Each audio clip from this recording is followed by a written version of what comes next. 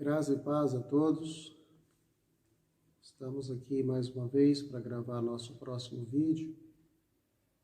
O nosso texto para meditação hoje é 1 Coríntios capítulo 5. Convido todos vocês a pegar a sua Bíblia para acompanhar esta leitura.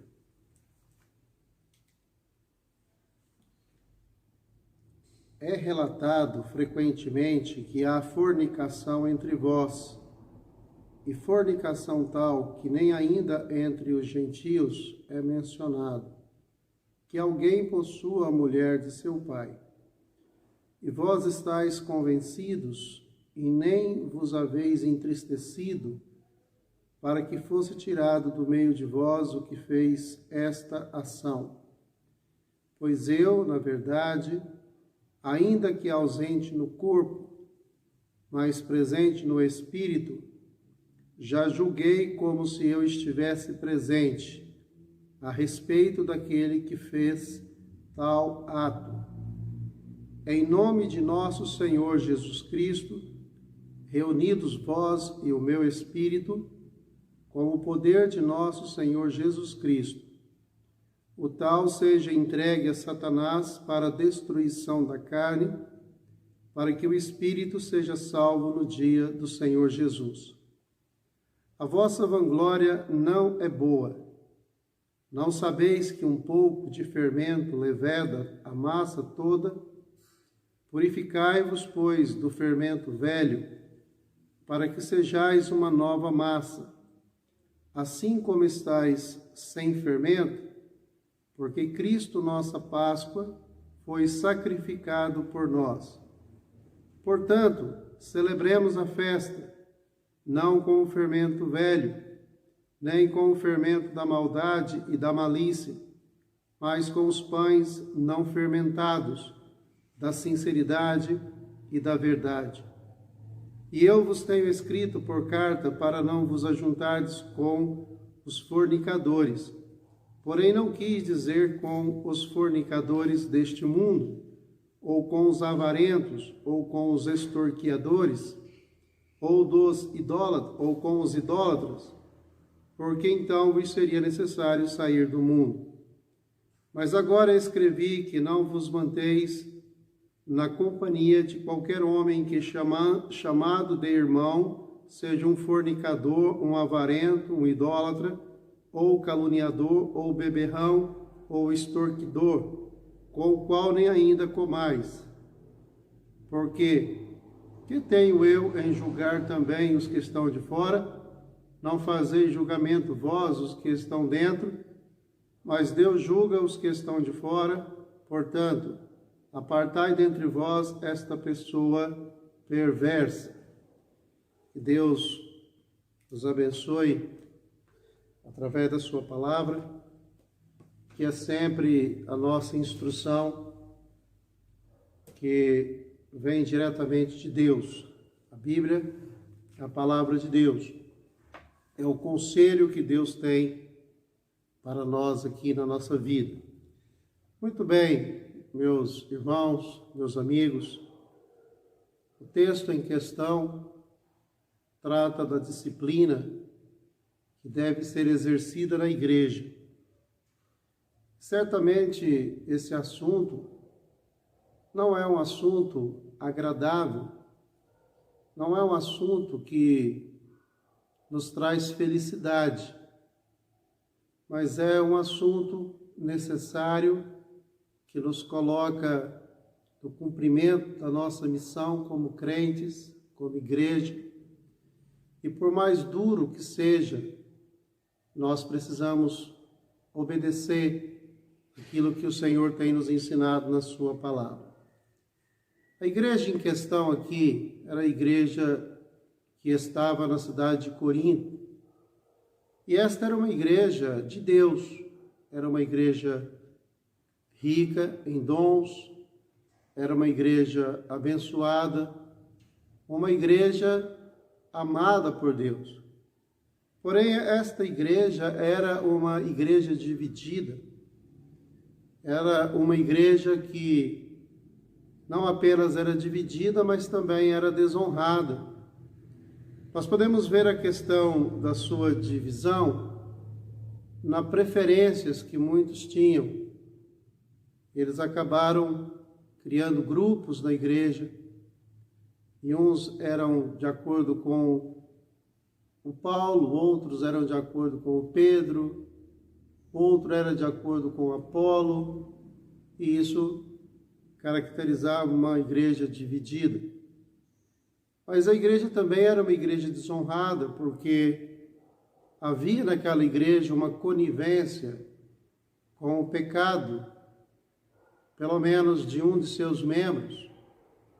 E chama a nossa atenção a palavra de Deus para a necessidade da disciplina. Ou seja, da mesma forma que um pai disciplina os seus filhos, da mesma forma que Deus disciplina os seus filhos, a igreja deve seguir também esta orientação em disciplinar os seus membros. Na verdade, irmãos, a disciplina, ela não é um grupo de irmãos como se fossem policiais piedosos à caça de um irmão transgressor. Não é isso. Deve ser feita por irmãos realmente, de fato, piedosos, irmãos cheios do Espírito Santo, irmãos cheios do amor de Cristo, e que exerçam esta disciplina, exatamente como a Bíblia nos ensina. Porque a intenção da disciplina é, como eu disse em outro momento, nós não queremos ganhar a discussão com os irmãos, mas nós queremos ganhar os irmãos. Então, a intenção aqui é recuperar aquele irmão que caiu e, ao mesmo tempo, também que mantemos honrada a igreja, limpo o corpo, porque a igreja é a noiva de Cristo e ela precisa estar limpa como uma noiva ataviada, purificada. Então, nós queremos, neste momento, considerar aqui 3 elementos primordiais em relação ao que Paulo está falando a respeito da igreja de Corinto, a respeito da disciplina. E a primeira coisa que eu gostaria de abordar é justamente sobre a igreja em si.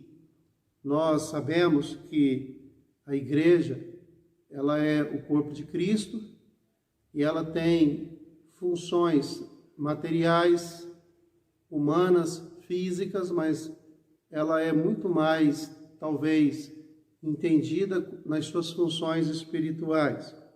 Agora, uma pergunta que nós devemos fazer é: qual o efeito dos pecados sobre a igreja? O que o pecado de seus membros pode provocar na igreja, pode causar na igreja?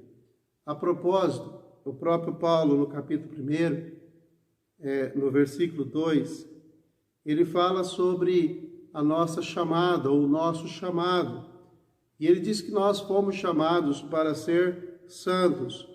E então diz assim o texto: a igreja de Deus que está em Corinto, para os que são santificados em Cristo Jesus, chamados para serem santos, com todos os que em todo lugar invocam o nome de Jesus Cristo, nosso Senhor, tanto deles como nós.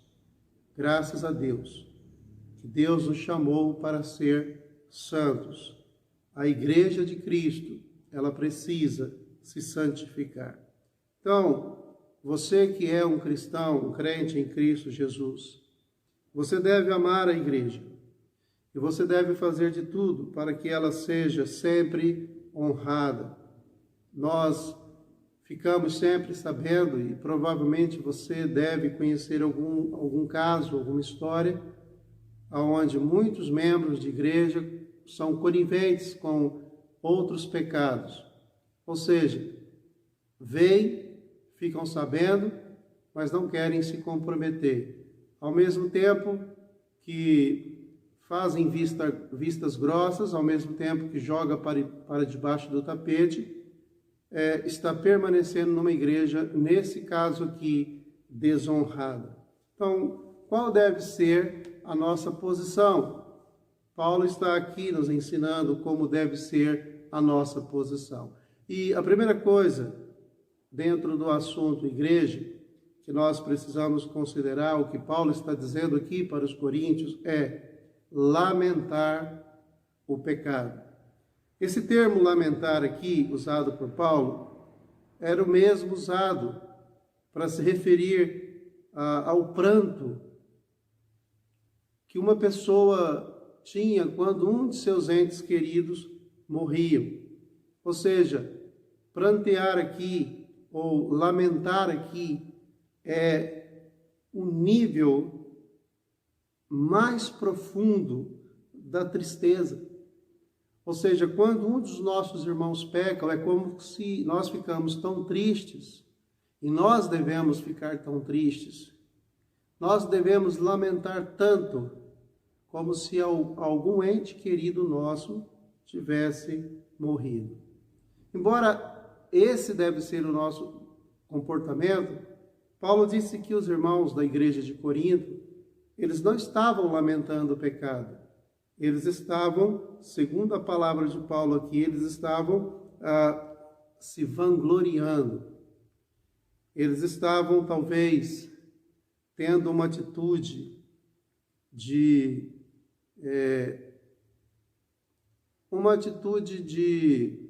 se acharem o máximo.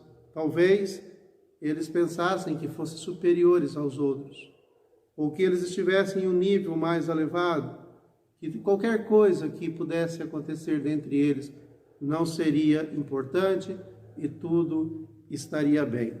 Nós não podemos reconhecer que há pecados entre nós e achar que tudo está bem. Porque o pecado, como nós já falamos em um outro momento, o pecado ele sempre faz morrer alguma coisa. Ele faz morrer relacionamentos. Ele faz morrer amizades. Ele faz morrer nossa comunhão com Deus. Ele faz morrer nossa comunhão com a igreja. Eu sempre digo que o pecado, ele mata as flores do nosso jardim. Ele vai paulatinamente tirando a beleza que muitas vezes há na nossa vida. Então, os coríntios deveriam lamentar, se entristecer profundamente pelo pecado, mas eles estavam se vangloriando. O pecado que nós encontramos aqui em 1 Coríntios 5 era chamado ou considerado um incesto.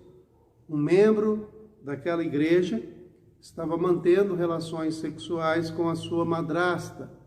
E esse tipo de pecado foi também condenado no livro de Levíticos, no capítulo 18, versículos 6 e 8, quando a Bíblia fala que não se poderia ver a nudez do pai, da mãe ou da mulher do teu pai. E é exatamente o que está acontecendo aqui. Mas esse ensinamento não era um ensinamento dirigido apenas para os judeus ou os israelitas. Entre os gentios também não era permitido. Por isso Paulo diz assim: nem mesmo os gentios incrédulos praticam esse tipo de pecado. Então é realmente um absurdo. Aquele membro daquela igreja, aquele irmão em Cristo, ele estava cometendo pecados que nem mesmo os incrédulos cometiam, que era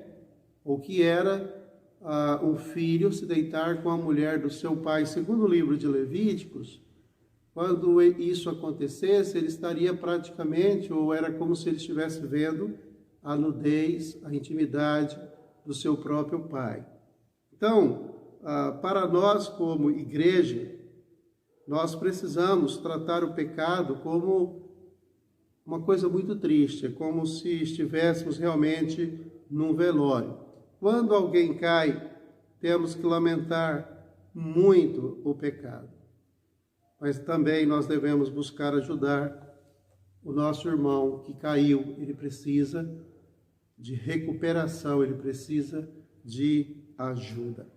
No nosso segundo ponto aqui, eu gostaria de considerar aquilo também que Paulo está ensinando nesse texto, que deve ser o nosso comportamento, uma das nossas atitudes, que é julgar o pecado.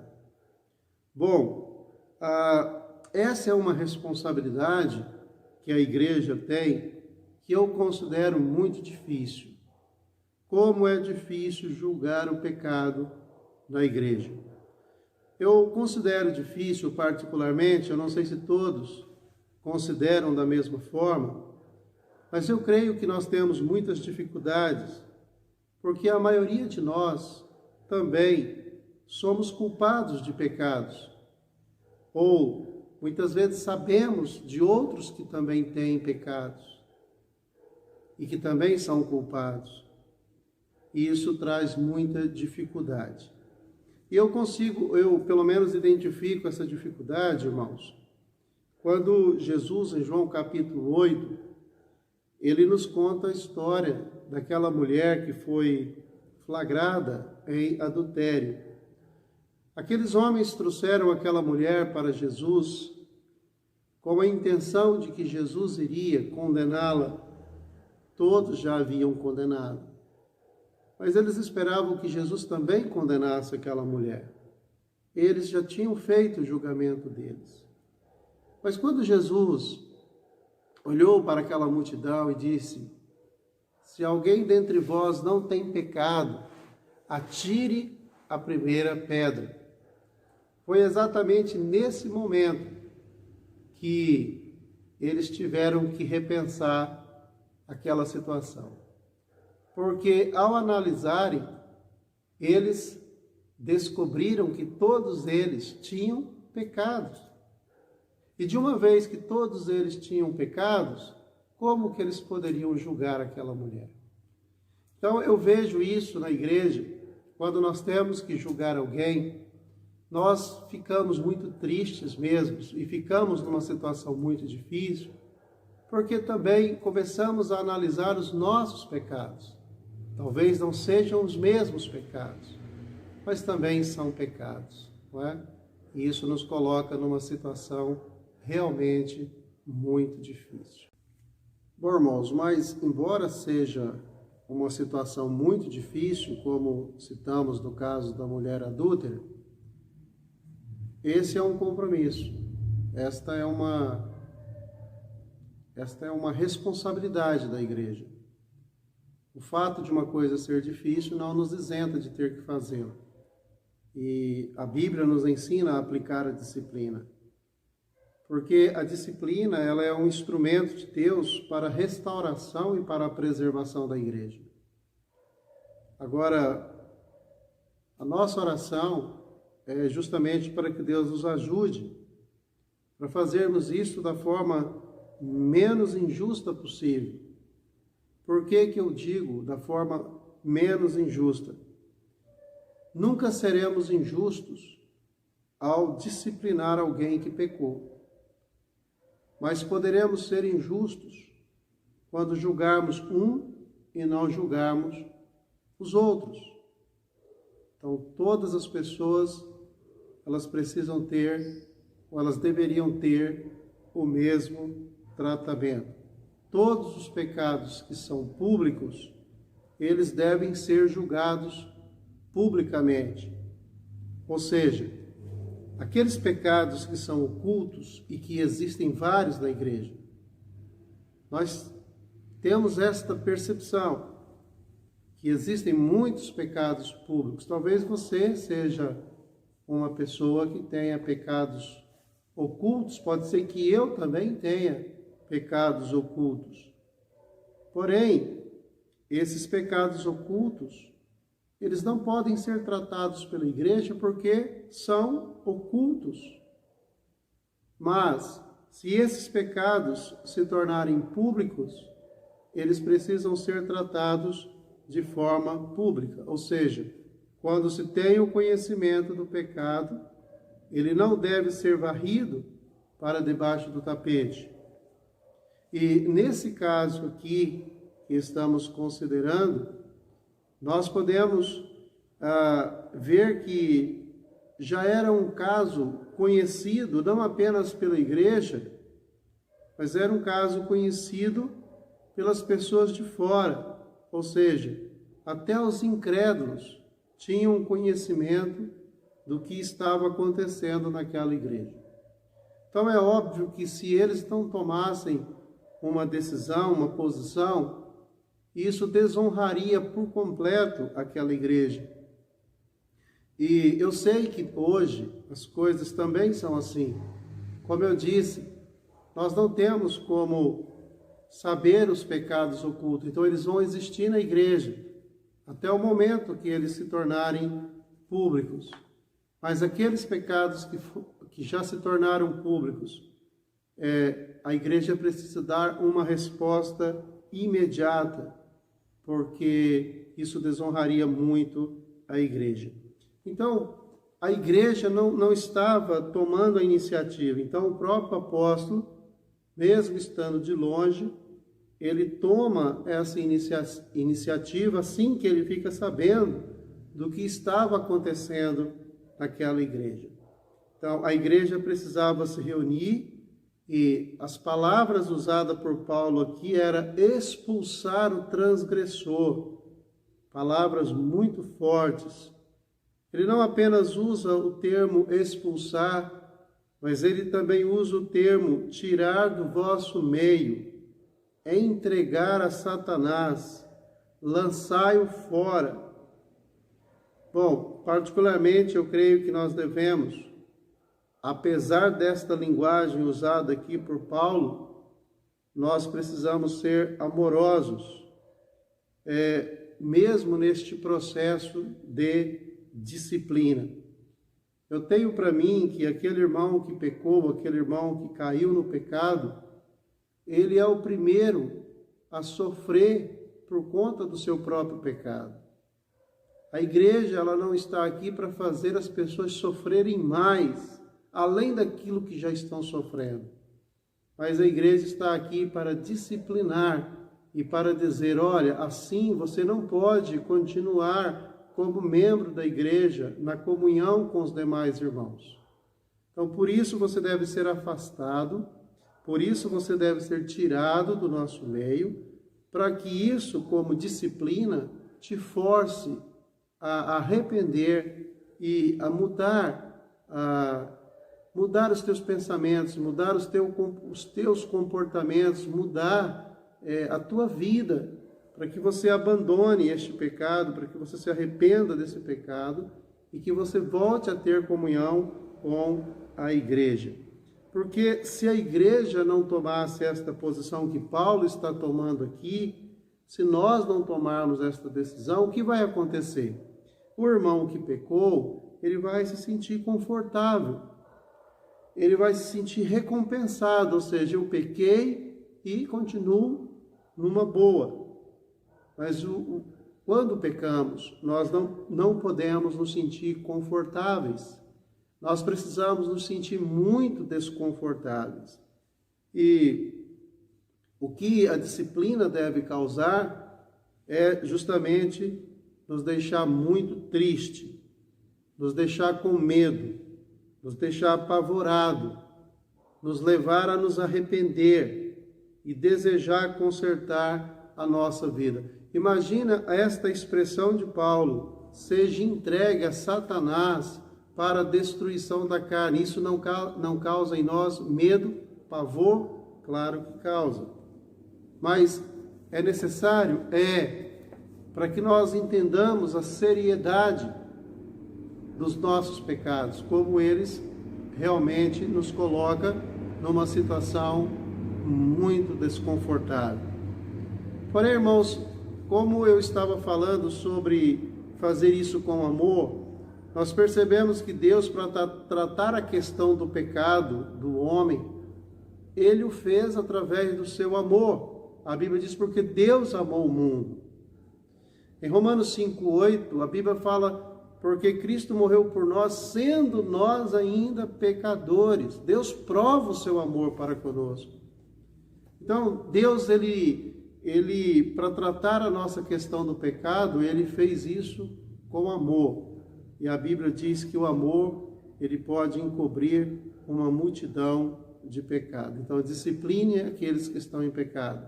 mas faça isso com amor, para que aquele que caiu, ele seja recuperado e não destruído.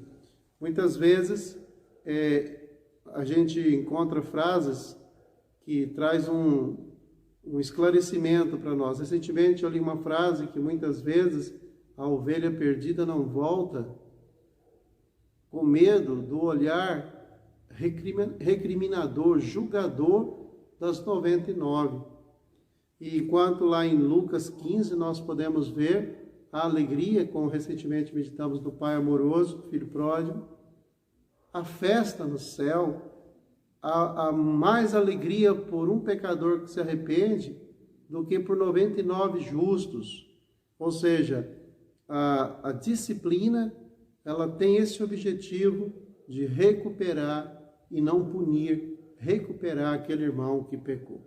E por último, nós gostaríamos de considerar o nosso terceiro ponto, que é expurgar o pecado. Quando chegamos nesta parte aqui, nós somos levados a pensar no cordeiro que foi morto para que os israelitas pudessem passar o seu sangue nos umbrais das portas. E desta maneira, seus primogênitos seriam mortos. Paulo cita isso aqui para nós. E Jesus Cristo, ele é o Cordeiro de Deus que morreu para nos salvar. Ele morreu para nos livrar dos nossos pecados. A Bíblia diz que o sangue de Jesus Cristo, ele nos purifica de todos os nossos pecados. Traz isso para você. O pecado, ele deve ser retirado da nossa vida. Ele deve ser expurgado. E o sangue de Jesus, ele nos purifica de todos os nossos pecados. E quando lembramos aqui da Páscoa judaica, nós somos levados, advertidos a respeito do fermento que não poderia ser contido na massa, ou seja, o pão ele era asmo, ele não podia ter fermento. E há uma razão para isso. O fermento ele é um símbolo do pecado. O pecado ele deve ser retirado completamente das nossas vidas e das nossas igrejas. Esse irmão aqui em pecado, na igreja de Corinto, que estamos considerando, ele era como um pedaço de fermento que precisava ser retirado urgentemente daquela igreja. Ele precisava ser retirado do meio dos demais irmãos. Porque da mesma forma que o fermento poderia levedar toda uma massa, um crente em pecado pode também comprometer todo um corpo, toda uma igreja.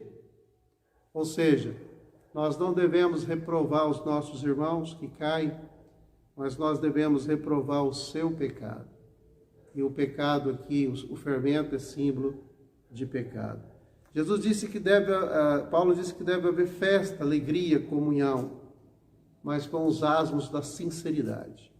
Então, irmãos, a igreja ela deve sim rejeitar os irmãos. A igreja deve retirar do seu meio aqueles irmãos que pecaram. Mas a igreja, eu quero corrigir, não é rejeitar os irmãos. A igreja, ela não deve rejeitar. A igreja, ela deve sim rejeitar os seus pecados. E aqui nós temos uma recomendação para que não nos associemos aos irmãos que vivem em pecado. Esta é uma forma também de disciplinar aquele irmão que decidiu trilhar o caminho do pecado. Quando ele deixa a comunhão dos irmãos, quando ele deixa a vida de santidade no corpo e se aventura pelo pecado, é correto privá-lo desta comunhão. E quando esta comunhão continua, essa associação, ela representa a mesma coisa como se nós estivéssemos mesmo sabendo que tal irmão estava em pecado, nós não estaríamos nos importando com isso. É o que estava acontecendo na igreja de Corinto. E mesmo assim ainda viveríamos intimamente com esses irmãos. E Paulo disse que isso não poderia ser assim. Nós não podemos concordar como aqueles que querem viver no pecado. Nós temos que, sim, reprovar aquilo que eles estão fazendo. E nós precisamos ser duros com eles, para que eles abandonem a prática do pecado.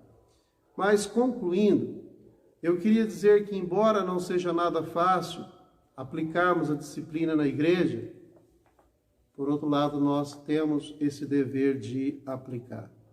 Sem disciplina, não haverá restauração. É preciso corrigir aqueles que estão errados.